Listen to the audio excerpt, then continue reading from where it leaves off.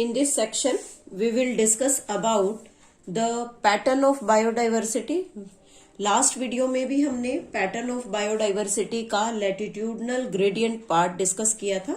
Second part हम यहाँ discuss करेंगे species area relationship. So let we start with species area relationship. This curve, that is a curve, that is species area relationship, it is given by a scientist which is named as the Alexander von Humboldt. ये जो यहाँ पर scientist थे, यहाँ इन्हें हम naturalist कहेंगे और ज्योग्राफर कहेंगे. मीन्स यहाँ पर एक जर्मन नेचुरलिस्ट है, नेचुरलिस्ट, एज वेल एज एक ज्योग्राफर है, ज्योग्राफर जिनका नाम है अलेक्जेंडर वोन हम्बोल्ट. इन्होंने ऑब्जर्व किया कि किसी एरिया में स्पीशीज रिचनेस एरिया के इंक्रीज करने के साथ साथ बढ़ जाती है, लेकिन एक लिमिट तक वहां पर चेंज होता है. तो यहाँ उनकी जो स्टेटमेंट थी, according to him the species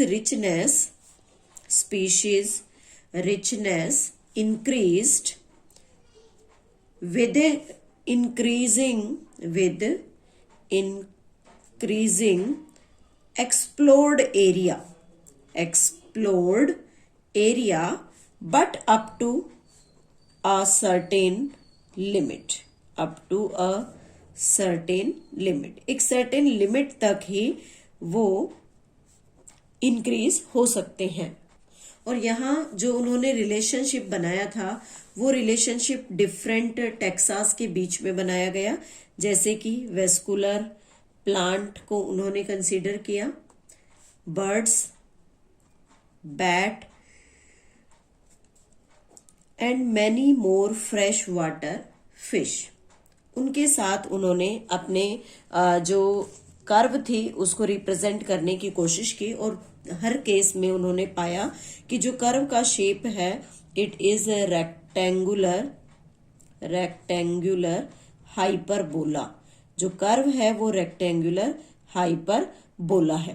तो यहाँ पर अगर हम कर्व को शो करते हैं तो यहाँ पर हमने एक कर्व का पैटर्न ड्रॉ कर रहे हैं.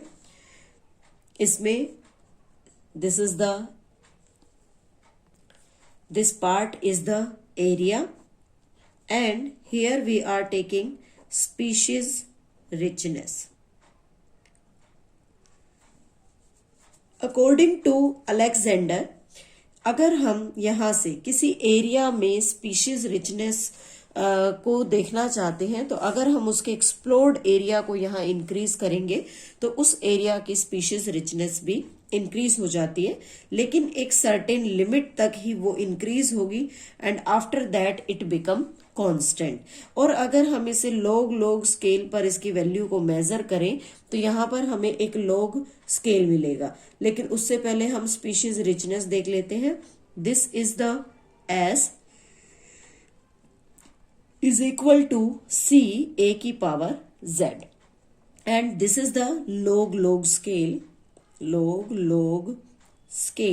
जहां हम देखते हैं कि log s is equal to log c plus z log a.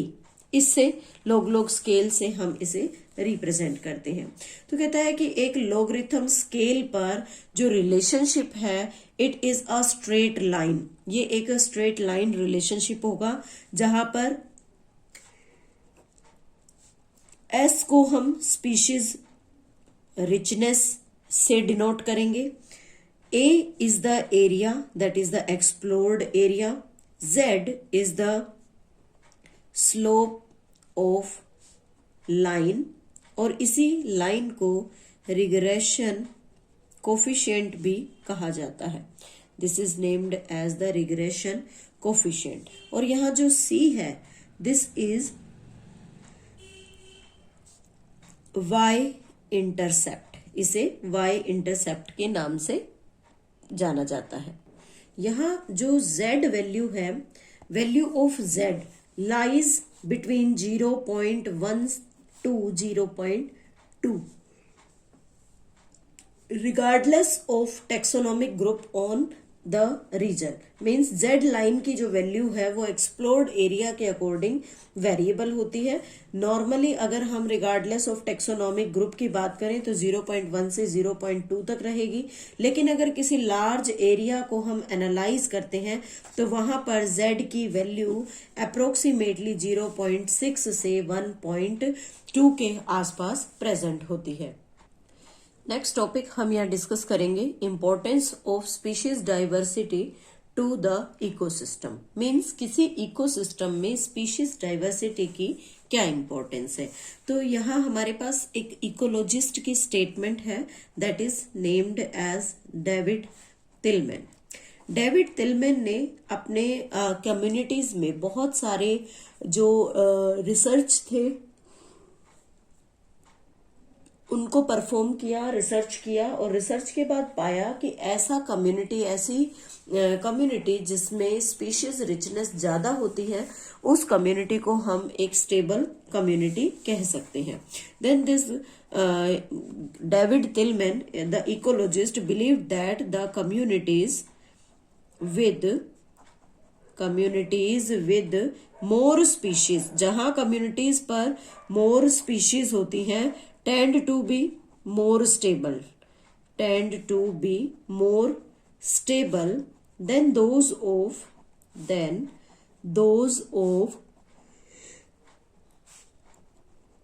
with less species। कि जिस एरिया में कम स्पीशीज है वो कम्युनिटी कम स्टेबल होगी, और जिस एरिया में स्पीशीज ज्यादा होती है या स्पीशीज डाइवर्सिटी ज्यादा है वहां पर जो कम्युनिटी है वो ज्यादा स्टेबल होगी। नेक्स्ट बात करते हैं कि स्टेबल कम्युनिटी के कैरेक्टरिस्टिक्स क्या होते हैं। Characteristics of stable community. अगर किसी स्टेबल कम्युनिटी के बारे में बात करें तो वहां पर मेन 3 क्राइटेरियाज हैं जिनके बेसिस पर हम बता सकते हैं कि स्टेबल कम्युनिटीज कौन सी होंगी। फर्स्ट पॉइंट अगर हम लें तो वहां हम कहते हैं कि प्रोडक्टिविटी का अपना एक इम्पोर्टेंट रोल है। Should not very too much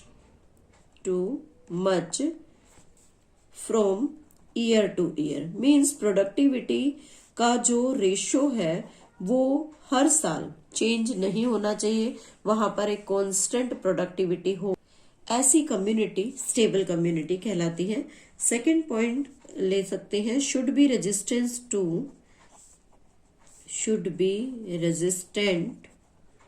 to invasion by alien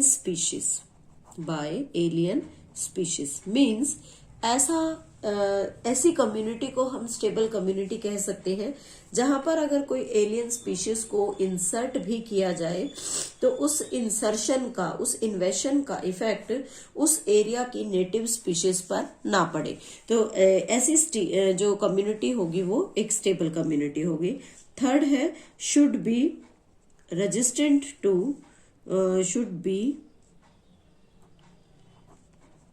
resistant to occasional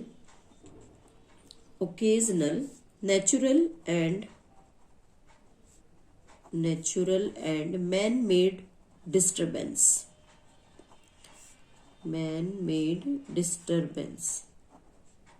means occasionally nature में होने वाली नेचुरल या आर्टिफिशियल ह्यूमन के थ्रू की जाने वाली जो डिस्टरबेंस है उन डिस्टरबेंस का भी उस कम्युनिटी पर कोई इम्पैक्ट ना हो, ऐसी कम्युनिटी को हम स्टेबल कम्युनिटी का नाम देते हैं।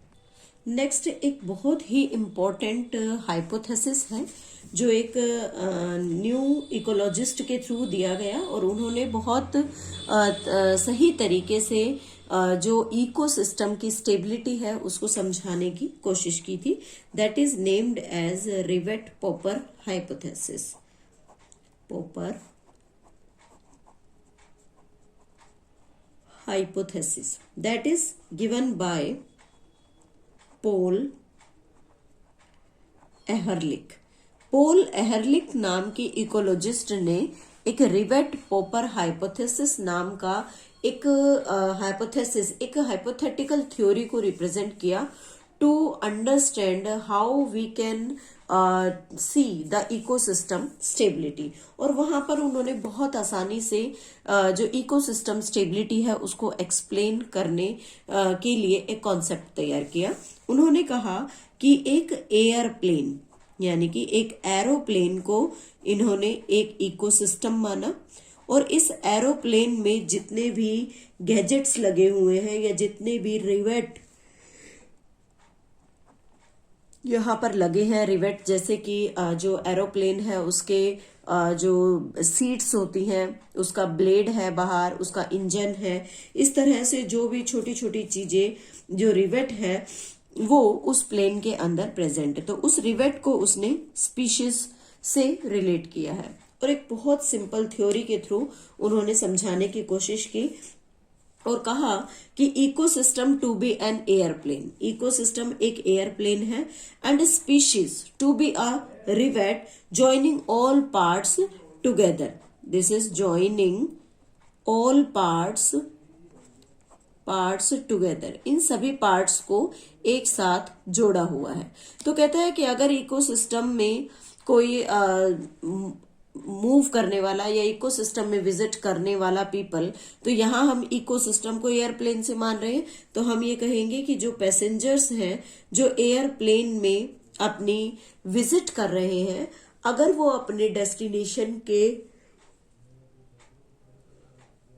आने के बाद या अपना स्टेशन आने के बाद जब वो प्लेटफॉर्म पर उतरे, तो उस प्लेटफॉर्म पर उतरने के बाद वो उस एयरप्लेन में लगे हुए रिवेट्स को रिमूव करना स्टार्ट कर दे and take it to home, और अपने घर ले जाए। It means every passenger pop a rivet to take home, उस रिवेट को पॉप अप कर ले, वहां से निकाल ले और उसे अपने घर ले जाए।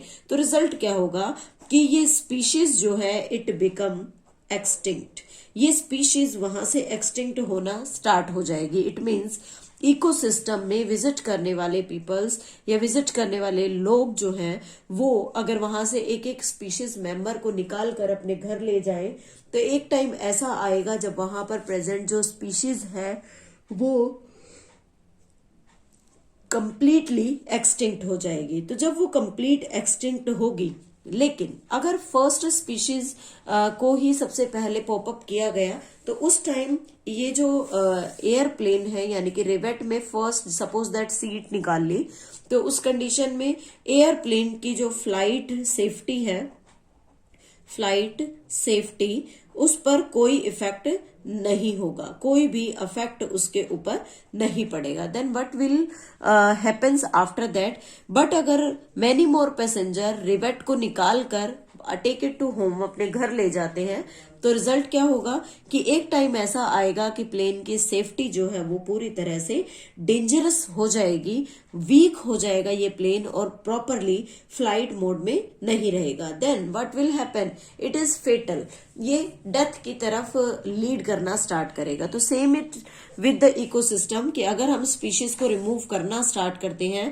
तो ये स्पीशीज धीरे धीरे वहां से एक्सटिंक्ट हो जाती हैं, और एक एनवायरमेंट में प्रेजेंट जितनी भी स्पीशीज हैं अगर वो धीरे धीरे वहां से एक्सटिंक्ट होंगी, तो रिजल्ट क्या होगा कि हमारा जो इकोसिस्टम है उसकी स्टेबिलिटी जो है वो अफेक्ट होगी, and the stability not proper, और वो स्टेबिलिटी प्रॉपर नहीं होगी, इकोसिस्टम हमारा वीक हो जाएगा, और वीक होने के साथ साथ फेटल इकोसिस्टम के अंदर कन्वर्ट हो जाएगा। तो इस तरह से पॉल एहरलिक ने बहुत ही सुलझे हुए तरीके से इकोसिस्टम की स्टेबिलिटी को एक्सप्लेन करने का, उसे समझाने का एक बहुत अच्छा मैकेनिज्म लिया, जहां पर उन्होंने एयरप्लेन को इकोसिस्टम के साथ रिलेट किया और एयरप्लेन में लगे हुए रिवेट्स को स्पीशीज के साथ एक्सप्लेन करने की कोशिश की।